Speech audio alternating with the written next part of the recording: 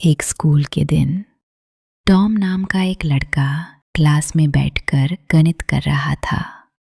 School खत्म होने में सिर्फ 6 मिनट बचे थे। जैसे ही वो अपना काम कर रहा था, उसकी नज़र किसी चीज़ पर पड़ी। उसकी डेस्क खिड़की के पास थी। उसने बाहर घास की ओर देखा। वहाँ कुछ ऐसा दिख रहा था जैसे कोई तस्वीर हो। स्कूल खत्म होते ही वो तुरंत उस जगह की ओर दौड़ा जहां उसने उसे देखा था।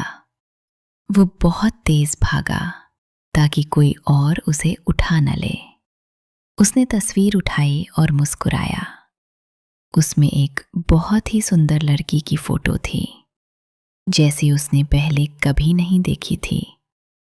उसने टाइट्स के साथ एक ड्रेस पहनी हुई थी, लाल जूते थे और उसका हाथ पीस साइन में बना हुआ था।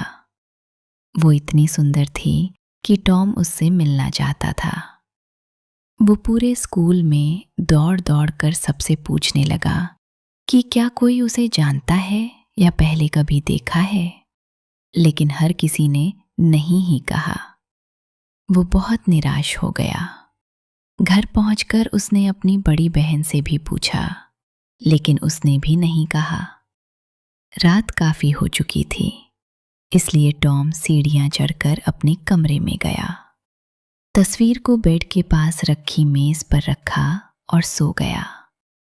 आधी रात को उसकी नींद खिड़की पर किसी के थपथपाने की आवाज से खुल गई। वो आवाज जैसे किसी नाखून से खटखटाने जैसी थी। वो डर गया। थपथपाने के बाद उसे एक हल्की सी हंसी सुनाई दी। उसने खिड़की के पास एक परछाई देखी तो वो बिस्तर से उठा, खिड़की के पास गया, उसे खोला और उस हंसी के पीछे चल पड़ा। लेकिन जब तक वो वहां पहुंचा, वो गायब हो चुकी थी।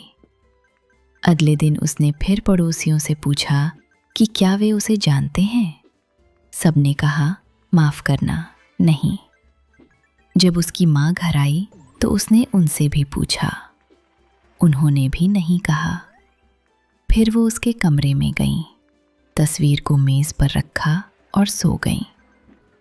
एक बार फिर रात में टॉम की नींद उसी खटखटाने की आवाज से खुली। उसने तस्वीर उठाई और उस हंसी के पीछे चल पड़ा। वो सड़क पार कर रहा था कि अचानक एक कार ने उसे टक्कर मार दी। उसके हाथ में तस्वीर थी और वहीं उसकी मौत हो गई। ड्राइवर कार से बाहर आया और उसे बचाने की कोशिश की, लेकिन तब तक बहुत देर हो चुकी थी।